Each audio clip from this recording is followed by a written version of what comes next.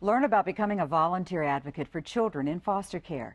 An anonymous tip line celebrates more than 30 years of solving crimes without using taxpayers' money, and how the holiday season can help you help an ailing loved one. The forum begins right now.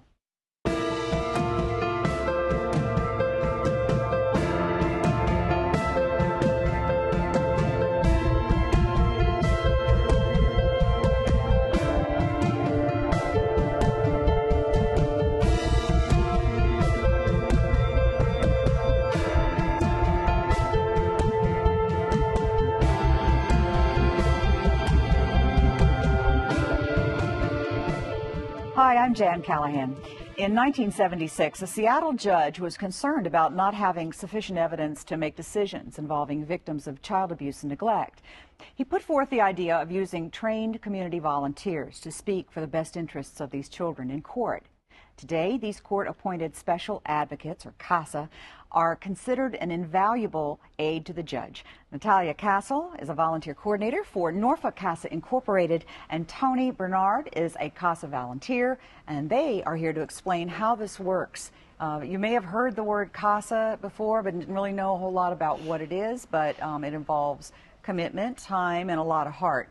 And this is a wonderful opportunity for you to learn if you would like to become a CASA volunteer. So welcome to the show. Thank you. We're excited to be here. Right. I wanted to start with Tony, if I may, Please because do. you are a new volunteer, and this isn't all you do. So you have a full life to begin with. Yes. Yes. So you are a Master Chief. Tell me a little bit about your Well, background. Master Chief in the Navy. Been doing it for 26 years now. Also a father, also a student. So. Okay. A dad. And maybe husband. Yes. Yeah. Oh, yeah, that too. Huh? So, but you have found time in your very busy life to commit to being or speaking on behalf of a child who may need some support in court, a foster child. What prompted you to get involved? Well, first of all, for me, I think it's an opportunity to serve the society. I truly want people to be successful, and I think it starts with helping kids, assisting kids. So when the opportunity arrived to learn about this program, it was kind of very rewarding because I knew long range, this is what I truly wanted to do. I truly wanted there to be help. We talk about a continuing, we can look at it in different ways, a continuing to kind of help people. We got different situations in society that goes on, but with our youth, we need to get right at the root of whatever the issues are to kind of assist them along the way. So CASA provided you that opening that you needed to get involved at that level. Yes. Yeah, yeah. And the CASA volunteer is not someone who just steps up and says, I want to do this. There's a lot that goes into becoming one. And as the volunteer coordinator for this effort, you have your hands full making sure that people understand what is expected of them. Yeah, it's a big job. It's not something we ask people to take lightly. We want them to really think about their time and their involvement before coming to us. We start off with an interview because we can't just allow everyone, because we do background checks and fingerprint checks. We have to make sure, if you're going to be helping out a child that's been abused and neglected, that you have a record that's completely clear. That is something I will just put out there. But we do ask for a time commitment, because these children, you may be the only consistent thing in their life throughout the whole length of a court process, which can be anywhere from 1 year to 2 years. So we require that you see that child a minimum of twice a month. We have amazing CASAs like Tony who do not stop at just that. Okay. They can go from everything to a parent-child visitation. They attend all court proceedings. They can go to the foster care home and make visits and just spend time with that child. So it really is important, because a child in the foster care system can change social workers several times over and foster care workers several times over. They may even change judges.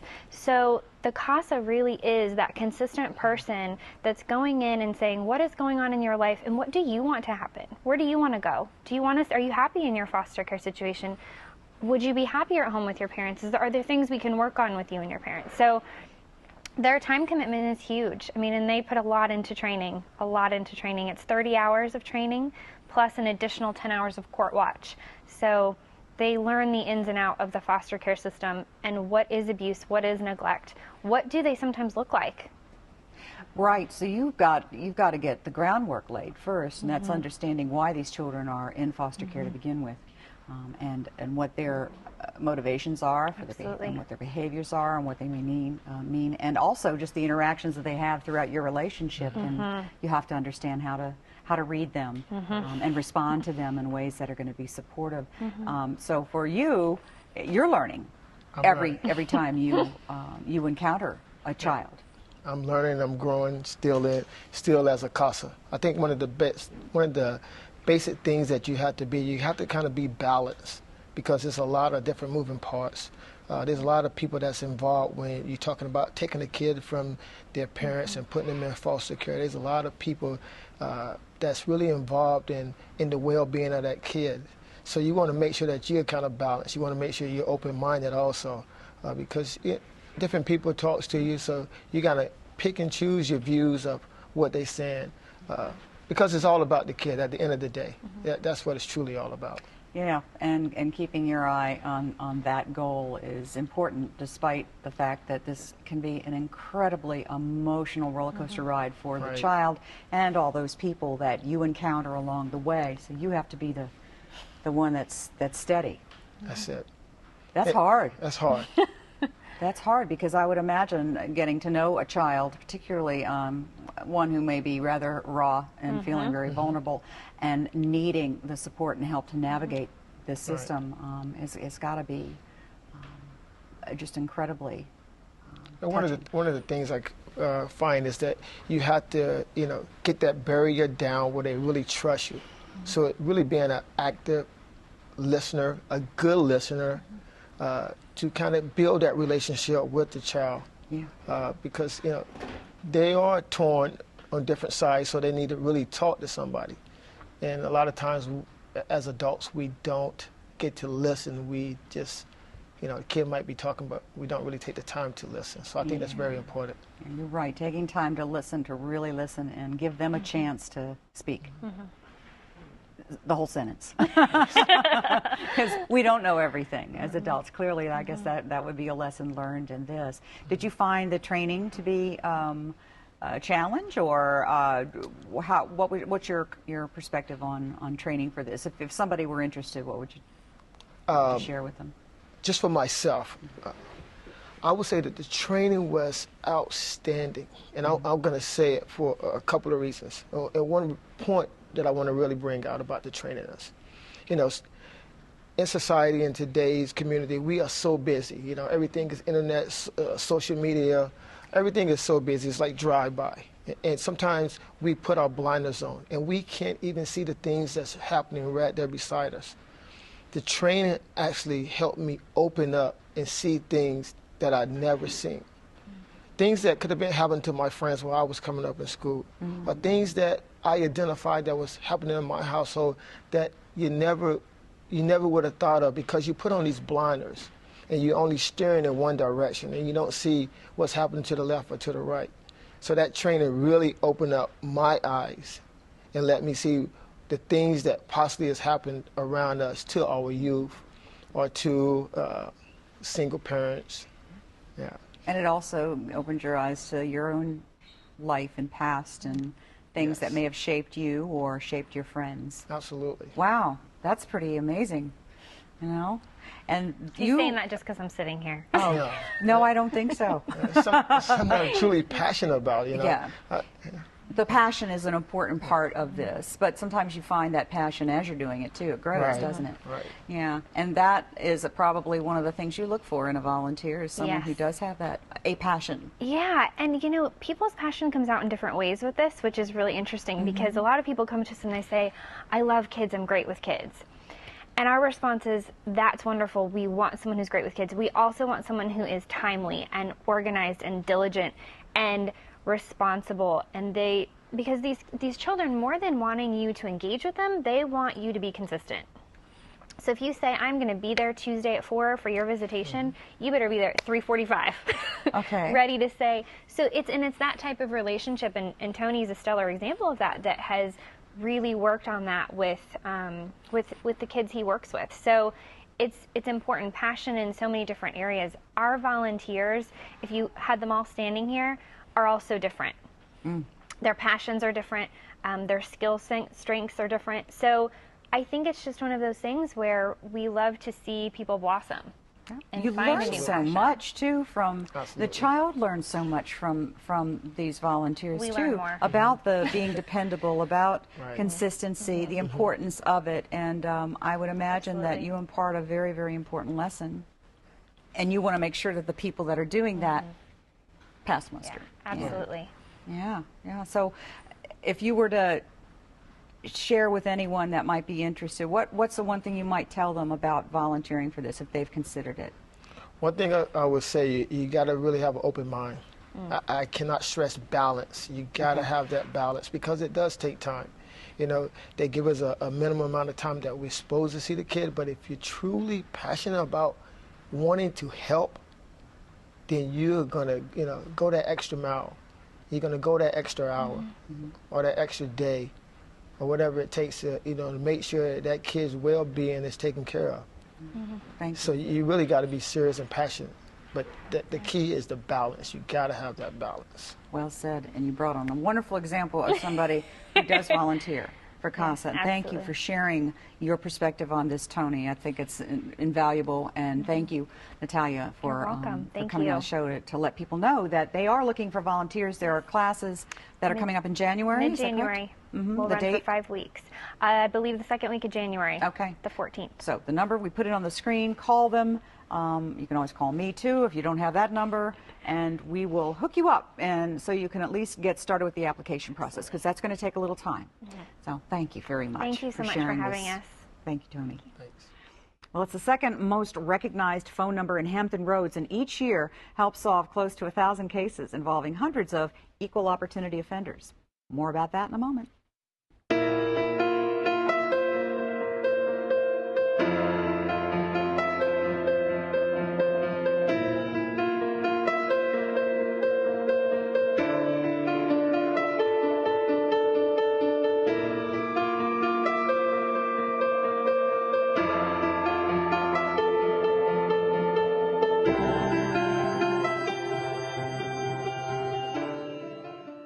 So I've come up with a family emergency plan. Great.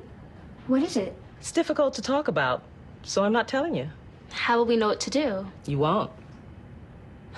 I'm so glad I won't have to remember anything. And me too. Thanks for this, sweetie. Talk to your kids about who to call, where to meet, what to pack. Visit ready.gov/kids for tips and information.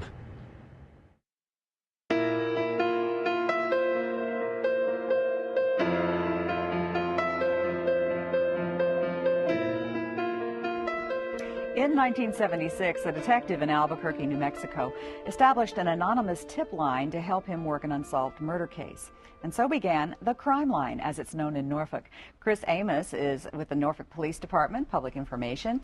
We have Kathleen Blanchard, who is former president of the board for Crime Line, and we also have our current president of the board, John Chappell, who joins us to talk about not only Norfolk Crime Line and its importance to the community, but also how the funds are gathered in order to operate the number that we all love and know so well, which is 1-888 Lock You Up.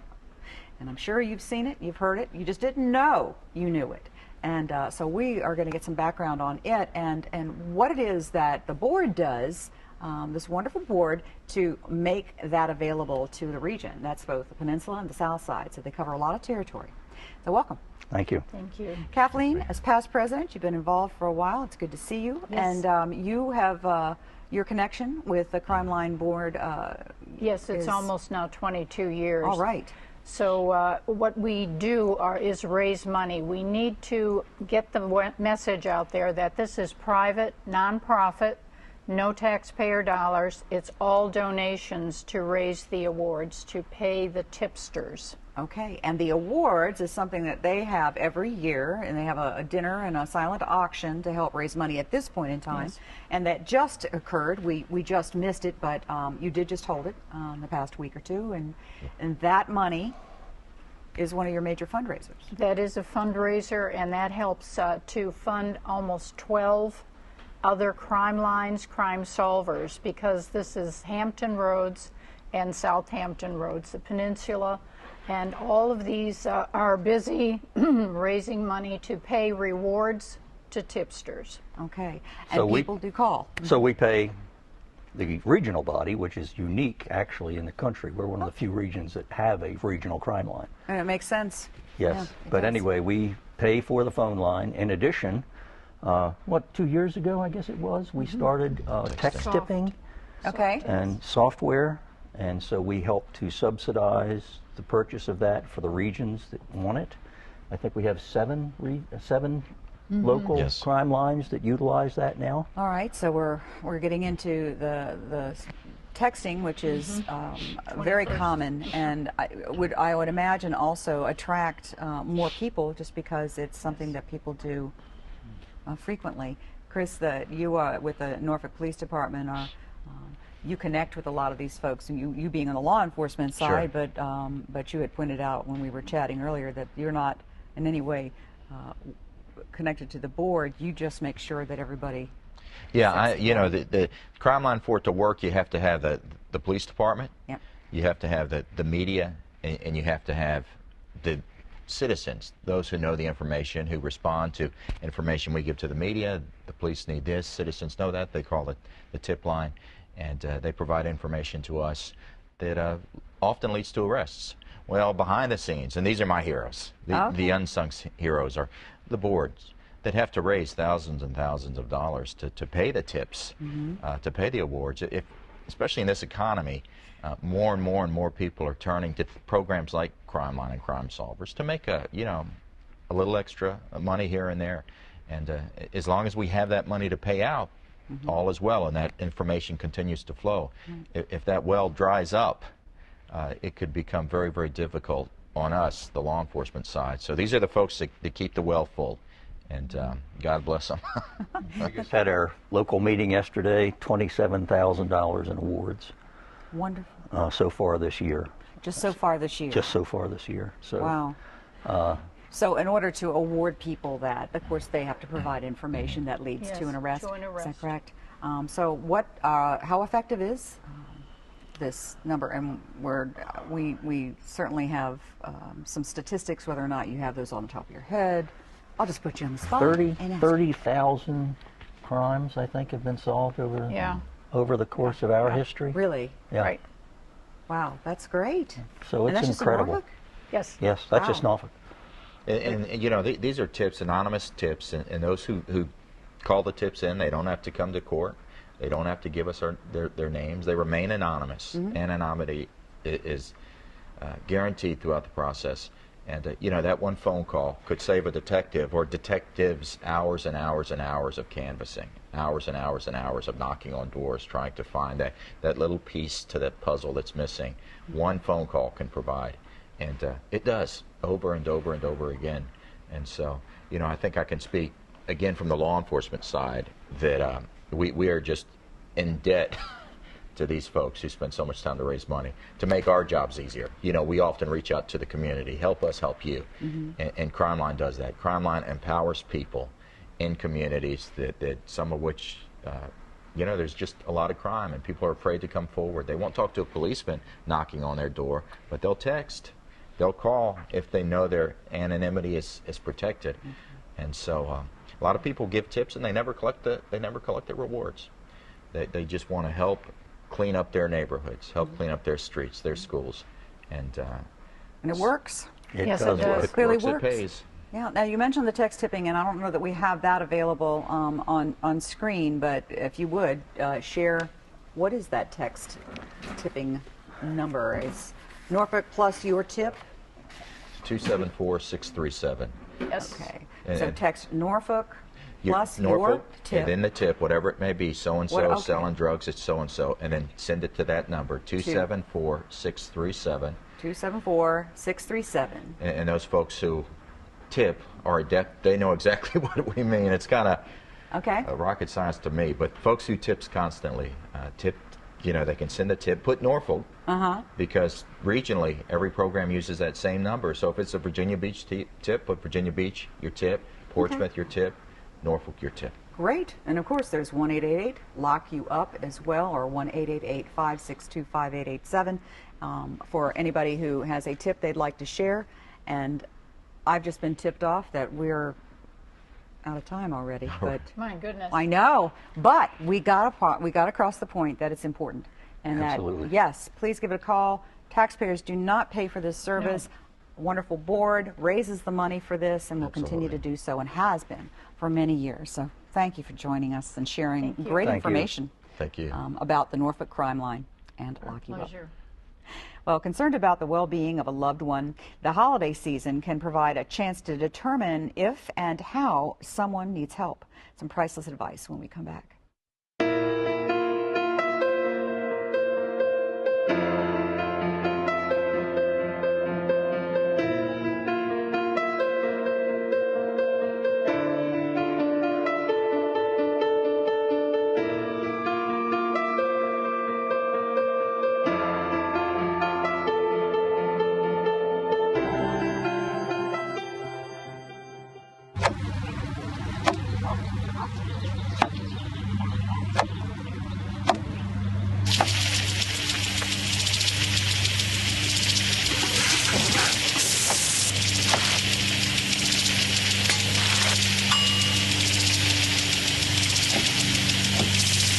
Clean kitchen surfaces, utensils, and hands with soapy water. 1 in 6 Americans will get sick from food poisoning this year. Keep your family safer. Check your steps at foodsafety.gov.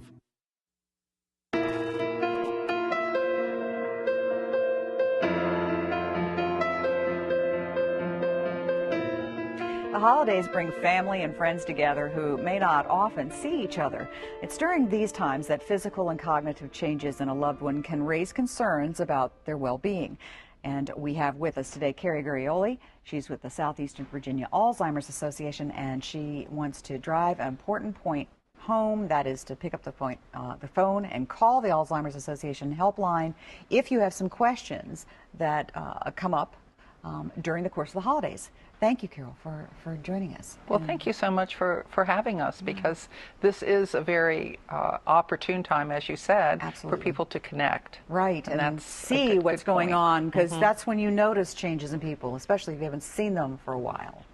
Well, you can notice changes in people, and at the same time, with the added commotion and activity, the person who has dementia or Alzheimer's disease can often be at a little bit of a disadvantage too. So by knowing what the needs are of the person with the condition, the family caregiver as well as visiting people can actually make this a truly joyful time if they know really what to look for and things to do. Right. Well, Alzheimer's routine is very important for people in general, but if somebody has been diagnosed with Alzheimer's, sometimes routine or their comfort zone can be disrupted with holiday celebrations. Right. Not being in a familiar place or a place that they're not in most of the time. Right, right.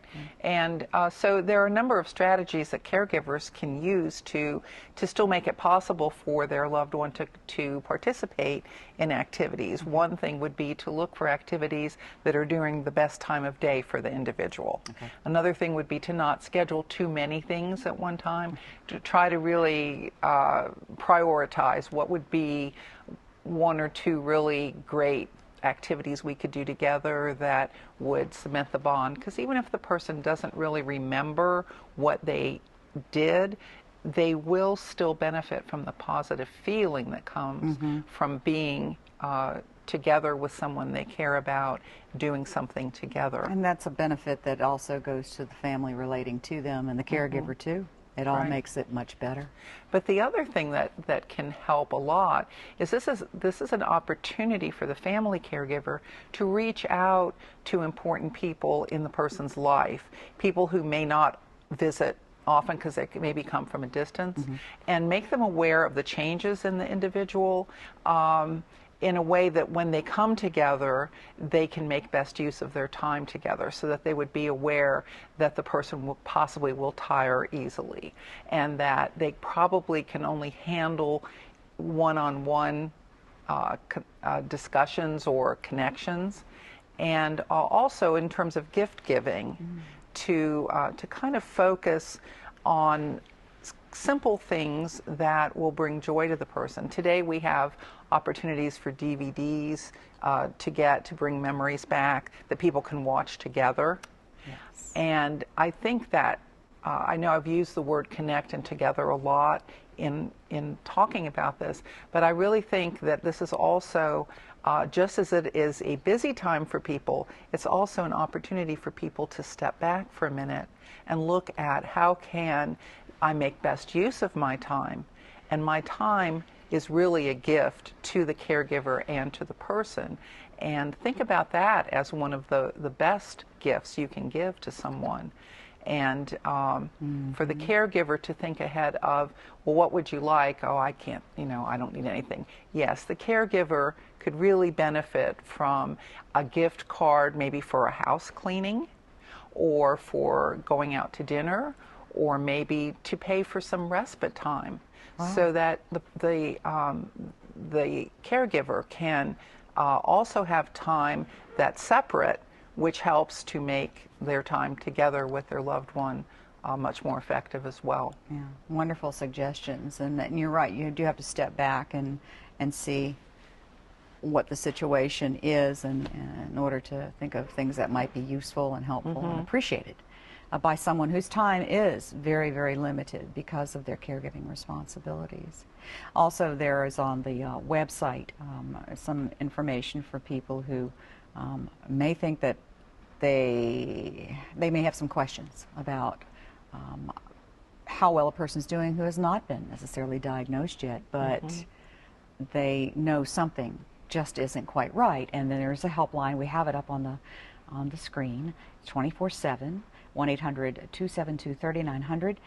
We also have the TDD number and info, seva@alz.org. If you have questions, and the website is alz.org. Right. So there's a great amount of information, wealth of information on there. There is a wealth of information, and I particularly want to encourage people to use the 800 helpline, because they will always get a person to talk to. That's the best part. Good. And it is available every day of the year, including Christmas Day and New Year's Day, and every holiday, every day, every hour, you can reach a person, and that's always very helpful, I think.